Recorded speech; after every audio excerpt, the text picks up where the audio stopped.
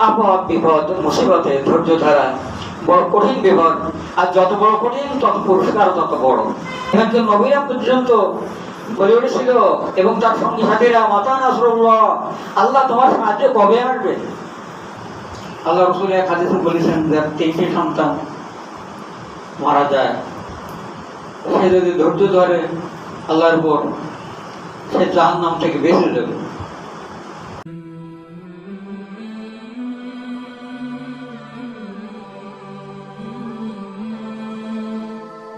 نحمده ونصلي على رسوله الكريم أما بعد أعوذ بالله من الشيطان الرجيم بسم الله الرحمن الرحيم إن الله مع الصابرين। আজকের আলোচনার বিষয়বস্তু হলো সবর।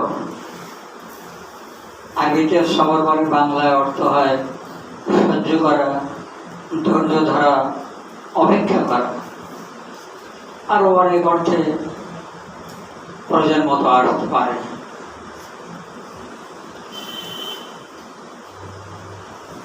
ধৈর্য ধরা, সহ্য করা, অপেক্ষা করা, এ সম্পর্কে কোরআন শরীফের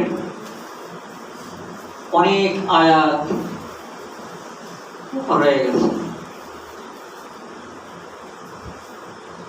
এবং এর অনেক ফজিলত, অনেক পুরস্কারের কথা আল্লাহ রাব্বুল আলামিন ঘোষণা করেছেন। যেমন কোরআন শরীফের আয়াত, ওয়াল মালাইকাতু ইয়াদখুলুনা আলাইহিম মিন কুল্লি বাব সালামুন আলাইকুম বিমা সাবারতুম ফানি'মা উকবাদ দার। আখিরাতে ফেরেশতারা জান্নাতের প্রত্যেক দরজা দিয়ে যখন ঢুকবে, তখন জান্নাতীদের সালাম করবে, সালামুন আলাইকুম, তোমাদের পরে শান্তি বর্ষিত হোক। ফেরেশতারা জান্নাতীদেরকে সালাম দেবে আর বলবে, আসসালামু আলাইকুম, সালামুন আলাইকুম বিমা সাবারতুম, যে তোমরা পৃথিবীতে ধৈর্য ধরেছিলে, এই ধৈর্য ধরার কারণে আজ তোমাদের প্রতি আমাদের সালাম। ফানি'মা উকবাদ দার, আখিরাতের এই ঘর, আখিরাতের এই জান্নাত কত না উত্তম।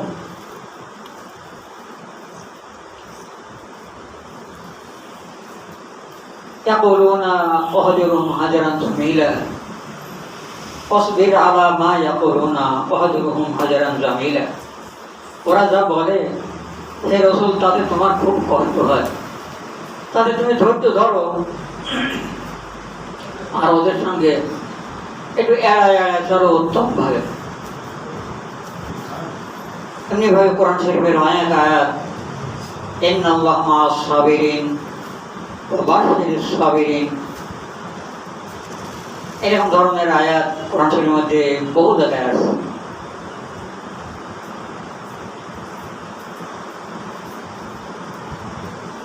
যারা ধৈর্য ধরবে তাদের ডবল পুরস্কার দেওয়া হবে, কারণ একটা হলো নেক আমলের পুরস্কার, একটা হলো ধৈর্য ধরার পুরস্কার। এই জন্য ধৈর্যধারীদের, সহ্যকারীদের ডবল পুরস্কার দেওয়ার কথাও কোরআন শরীফের মধ্যে আসছে। ধৈর্য ধরা, বিভিন্ন কাজে ধৈর্য ধরা যেতে পারে। যেমন সন্তানাদের মৃত্যুতে ধৈর্য ধরা, আপদ বিপদ মুসিবতে ধৈর্য ধরা,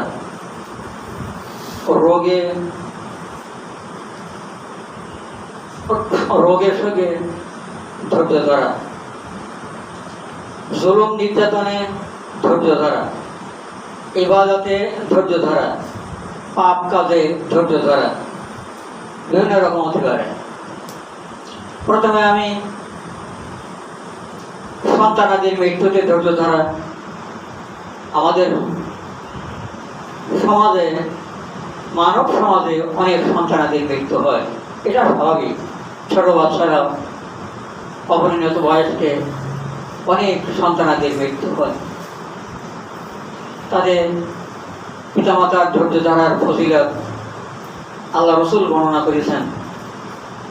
আল্লাহ রসুল এক হাদিসে বলেছেন, যার 3টি সন্তান মারা যায়, সে যদি ধৈর্য ধরে আল্লাহর উপর, সে জাহান্নাম থেকে বেঁচে যাবে এবং তাকে জান্নাত দেওয়া হবে। অন্য এক হাদিসে এক মহিলা হযরত আবু হুরায়রা রাদিয়াল্লাহু তাআলা আনহুকে বলছেন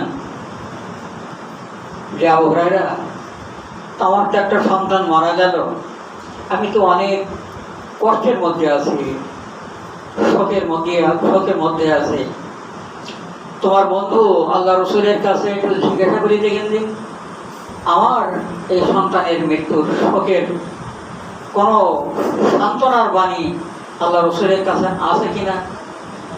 হযরত আবু হুরায়রা বলছেন, হ্যাঁ, আল্লাহ রসুলের কাছ থেকে এ ব্যাপারে আমার অনেক কথা শোনা আছে।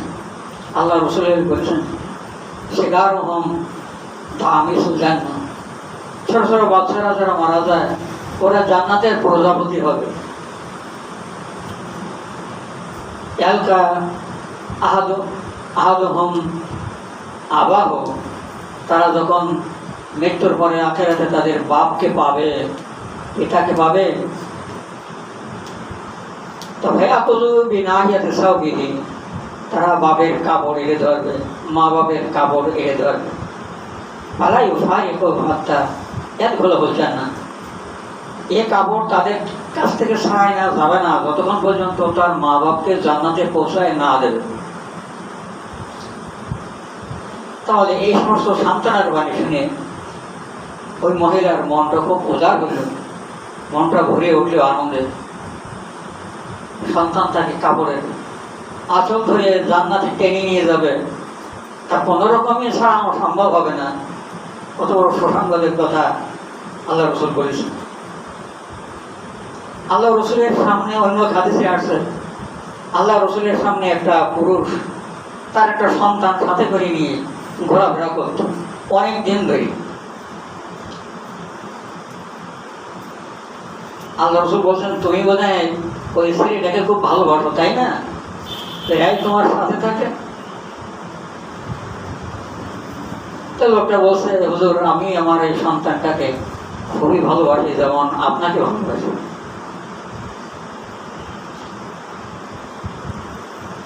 কয়েকদিন গেল, আল্লাহ রসুল ওই ছেলেটাকে আর দেখেন না, তার নজরে পড়ে না। এক সাহাবীর কাছে জিজ্ঞাসা করতেছেন, তোমরা কি বলতে পারো ওই যে ওই লোকটার একটা ছেলে এখানে ঘোরাফেরা করতো, সে তো তারা কয়েকদিন দেখতেছে না। সাহাবারা বললেন, হুজুর, সে ছেলেটা তো মারা গেছে। ওই লোকটার সঙ্গে একদিন দেখা হইলে আল্লাহ রসুল বলছেন, তোমার ছেলেটা তো মারা গেছে শুনলাম। তা হ্যাঁ হুজুর। আল্লাহ রসুল বলছেন, তুমি কি এটা পছন্দ করো? তোমার কি এটা ভালো লাগে? তুমি জান্নাতে যাওয়ার সময় যে দরজাতে যাবা, দেখবার দরজার কাছে দাঁড়াই আছে তোমার সেই ছেলেকে, এটাকে তোমার চাও? এরকম যদি হয়, তখন পাশের একটা লোক আল্লাহ রসুলকে বলছেন, হ্যাঁ আল্লাহ রসুল, এই যে সুসংবাদ আপনি দিলেন, দরজা খুললেই তার ছেলেটা সামনে দাঁড়িয়ে থাকবে, এটা শুধু ওর জন্যই নির্দিষ্ট না সবার জন্যে, সব মানুষের জন্য নির্দিষ্ট? আল্লাহ রসুল বললেন, না, শুধু ওর জন্যই না, সবার জন্য। এই সুসংবাদ যে কারোর সন্তান মারা গেলে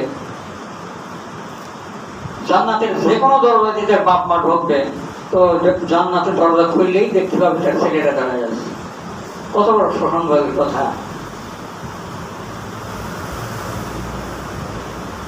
তা সন্তানাদের মৃত্যুতে ধৈর্য ধরা যায়। 2 নম্বর, ধৈর্য ধরা যায় আপদ বিপদ মুসিবতে। এটা মানুষের সঙ্গে তো লেগেই আছে। মুসিবত, আপদ বিপদ মুমিনের সঙ্গে, এগুলো মুমিনের খাদ্য।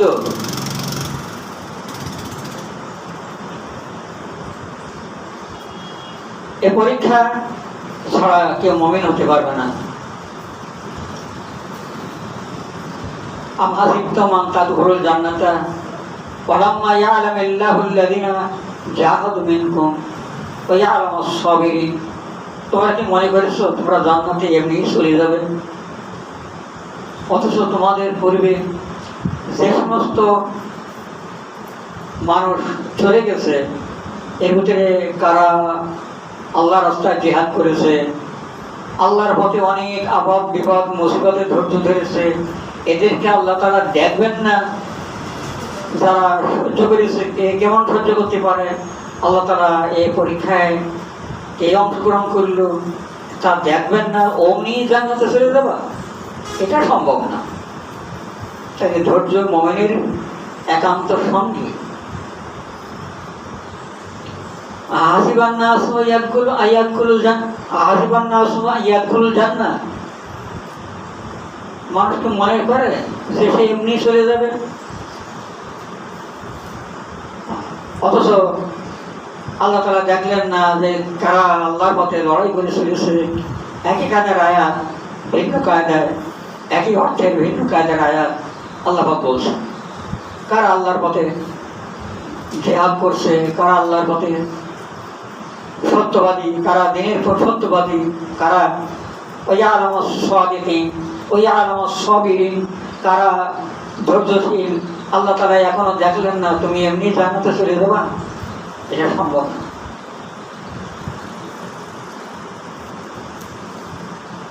অন্য আয়াত রয়েছে হাসিবতুম আন তাদখুলুল জান্নাতা আল্লামা ইয়াতিকুম মাসালুল লাযিনা খালাউ মিন ক্বাবলিকুম মাসাতুমুল বা'সা ওয়াদ যাররা ওয়াজ-যুলজিলু হাত্তা ইয়াকুলার রাসূলু আল্লাযিনা আমানু মাতা নাসরুল্লাহ আলা ইন্না নাসরাল্লাহি কারীব। তোমরা কি মনে করেছো এমনি জান্নাতে চলে যাবা? অথচ তোমাদের আগে যে সমস্ত লোক চলে গেছে তাদের কাছে যে সমস্ত জিনিস আসিল তা এখনো তোমাদের কাছে আসেনি। তাদের কাছে কি আসছিল? বাসা ওয়াজ যাররা ওয়াজ-যুলজিলু, দুঃখ কষ্ট, আপদ বিপদ মুসিবত, অর্থনৈতিক সংকট, তার মানে দারিদ্রতা, আপদ বিপদ মুসিবত, জুলুম নির্যাতন, এমনকি হাড় কাঁপানো ভয়, এমন ভয়, মৃত্যুর ভয় যা দেখলে শরীরের হাড় কেঁপে ওঠে, শরীরের প্রথম খাড়া দিয়ে ওঠে। এইরকম বিপদ তোমাদের সামনে আসবে, তা না আসা পর্যন্ত তোমরা জান্নাতে যেতে পারবে না। এই অবস্থা আসছিল নবীদের কাছে। এই অবস্থা মানুষের কাছে, মুমিনের কাছে না আসা পর্যন্ত কেউ মুমিন হতে পারবে না। এই মুমিনের পরীক্ষা দিতেই হবে।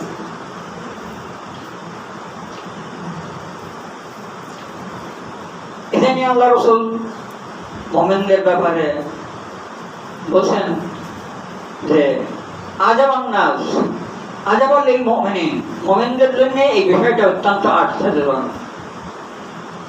ইযা আসাবাহু খায়রুন হামিদাল্লাহ ওয়া শাকারা। যখন তাদের কাছে কোনো কল্যাণ আসে তখন তারা আল্লাহর প্রশংসা করে, আল্লাহর শুকরিয়া আদায় করে। ইযা আসাবাতুহুম মুসিবা হামিদাল্লাহ ওয়া শাকারা।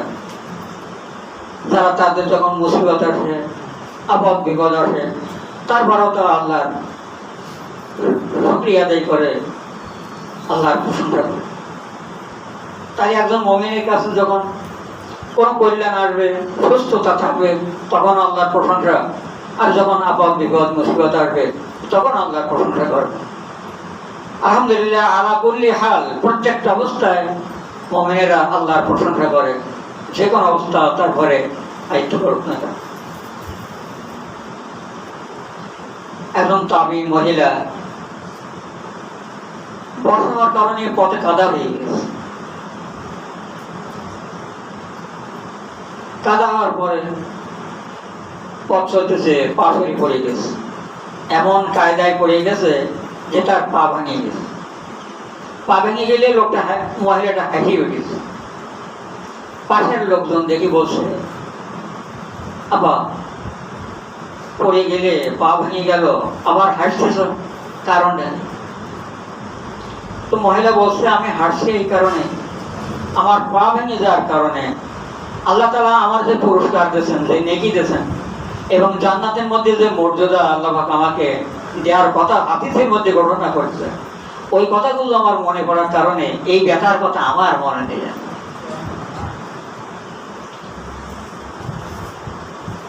পা ভাঙার যে কষ্ট, তার থেকে আনন্দের বিষয় হলো জান্নাতের মধ্যে আমার মর্যাদা বৃদ্ধি হবে, আমার গুনাহগুলি মাফ হবে, আমার নেকি বরাদ্দ হবে। এতগুলো পুরস্কার আমার জন্য বাজার হয়ে গেছে, আর আমি আমার পা ভাঙার জন্য কেন দুঃখিত হব?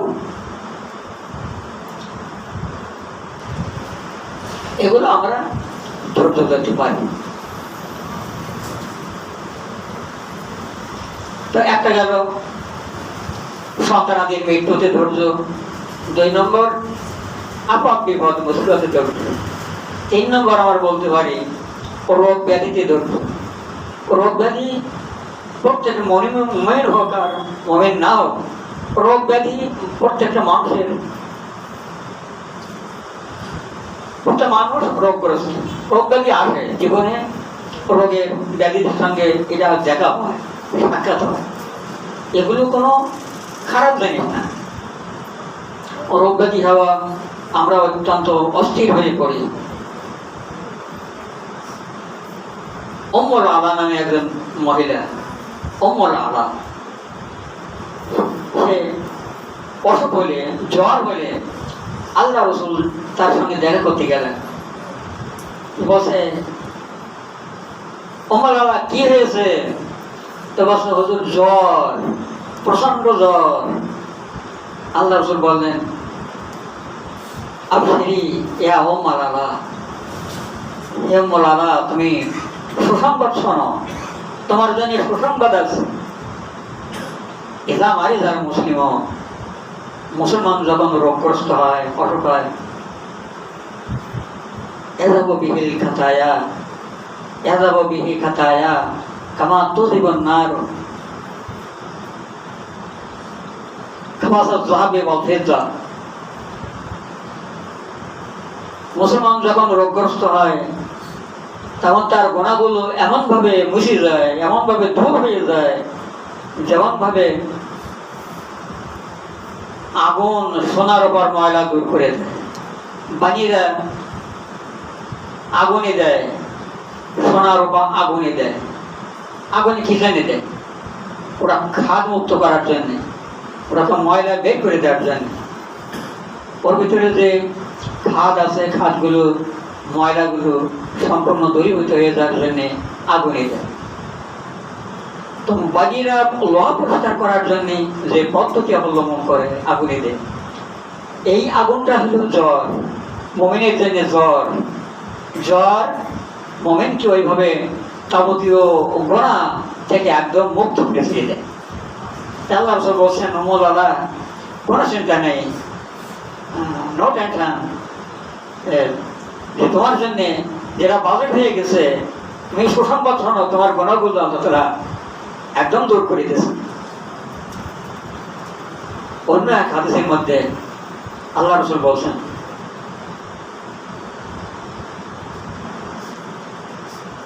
একজন সাহাবী অসুখ হলো, রোগগ্রস্ত হইল, নাবি সাহাবীর নামটা আমার মনে আসতেছে না। তো আল্লাহ রাসূল তাকে দেখতে গেলেন, দেখে দেখে বললেন কি খবর, অবস্থা কেমন? তো বলছে হুজুর সাংঘাতিক জ্বর। আরে জ্বর এমন শেষরা, আমরা সাধারণত অনেক জ্বর আসে আবার ছাড়িয়ে দেয়, ছেড়ে দিয়ে আবার এবার কম হয় আবার বেশি হয়। এই অনেক মানুষের এখন বলে এমন শেষরা জ্বর, পেঁচড়া জ্বর, মোড়ে ছাড়তেছে না, এত ওষুধ খাচ্ছি, তো একটু কম হয়, কম হলে আবার বাড়ে। এমন শেষরা জ্বর, এরকম ধরনের গালি আমরা দিয়ে থাকি। তো ওই মহিলা উনি ও জ্বরকে গালি দিলেন। আল্লাহ রাসূল বললেন লা তাসুব্বুল হুম্মা, লা তাসুব্বুল হুম্মা, তোমরা জ্বরকে গালি দিও না, কেননা জ্বর বনি আদম অর্থাৎ আদম সন্তান যখন অসুখগ্রস্ত হয়, জ্বরগ্রস্ত হয়, রোগগ্রস্ত হয়, আল্লাহ তাআলা তার এই রোগের কারণে তার গুনাহগুলো এমনভাবে দূর করে দেন যেমন হাবর লোহার মরিচা দূর করে দেয়।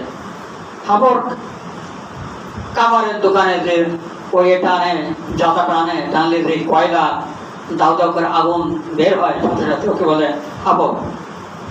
ওই হাবর ভিতরে দা, কাশি, ঘন্টা, কোদাল যে কোটিকা করতে ময়লা হয়ে গেলে প্রথমে ওর আগুনের ভিতরে ঢুকে,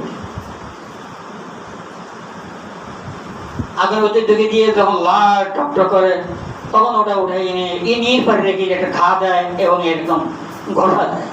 ঘষা দিলে একদম মরিচাগুলো চটচট করে সব পুরি ক্লিয়ার।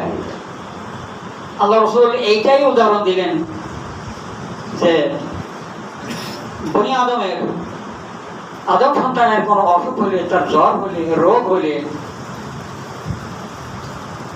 তার গোড়াগুলো এমনভাবে দূর হয়ে যায়, আল্লাহ তাআলা দূর করে দেন যেমন কামারেরা হাবরের মধ্যে লোহা দিয়ে তার লোহা গরম করে তার মরিচাকে দূর করে দেন।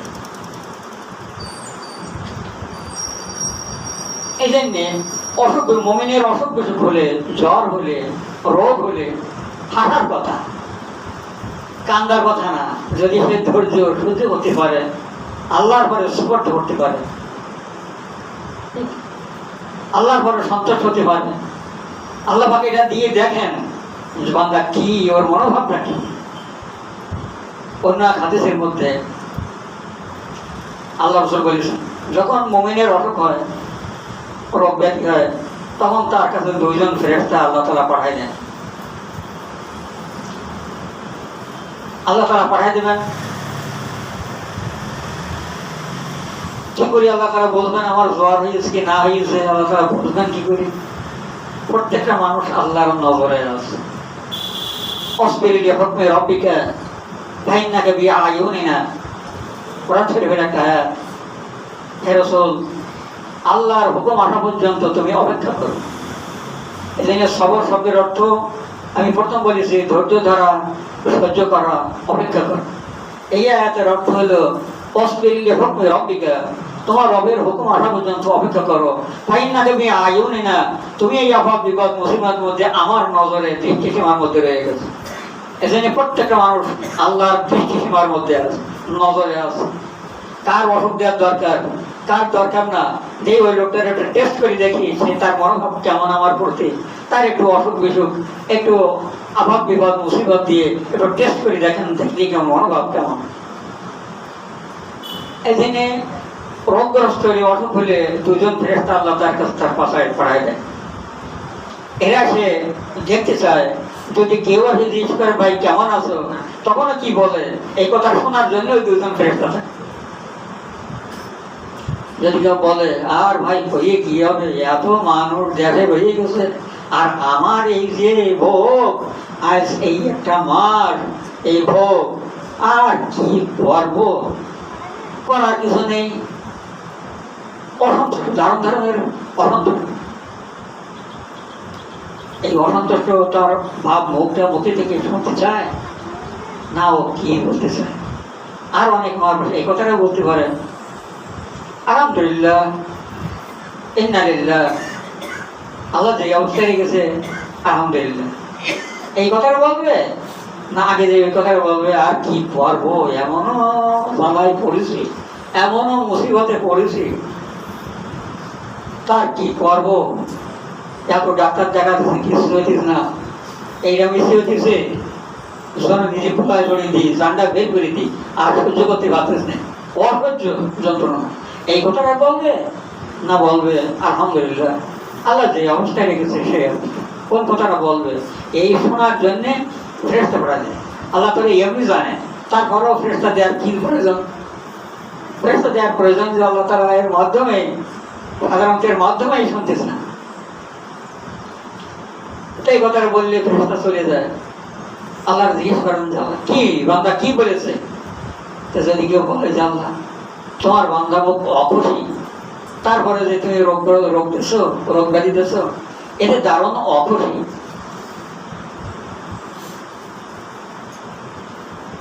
তো এর জন্য কি বাজেট, এর জন্য বাজেট হইল ওই রোগে যদি সে মারা যায় তাহলে জান্নাত থেকে বঞ্চিত। আর ওই রোগের থেকে যদি সেরে যায় তার রক্ত পরিবর্তন হবে না, যা আছে তাই থাকবে। আর যে রক্ত বলেছে আলহামদুলিল্লাহ, আল্লাহ যে হালে রেখেছে সেই হালেই থাকতে হবে, খুশি আমি খুশি, আল্লাহ যাদের সন্তুষ্ট আমিও তাদের সন্তুষ্ট, ইন্না লিল্লাহি ওয়া ইন্না ইলাইহি রাজিউন। এই কথা যদি বলে তো ফেরেশতারা যদি আল্লাহকে এই কথা বলে তো বলছে যাও, ওই বান্দা যদি মারা যায় তার জন্য জান্নাত বাজেট, জান্নাত অবধারিত। আর যদি ওই রোগ থেকে সুস্থ হয়ে যায় আমি তার শরীরের রোগ ব্যাধি দূর করে দেবো এবং তার শরীরের রক্ত পরিষ্কার করে দিয়ে নতুন রক্ত দিয়ে দেবো তার দেহের মধ্যে।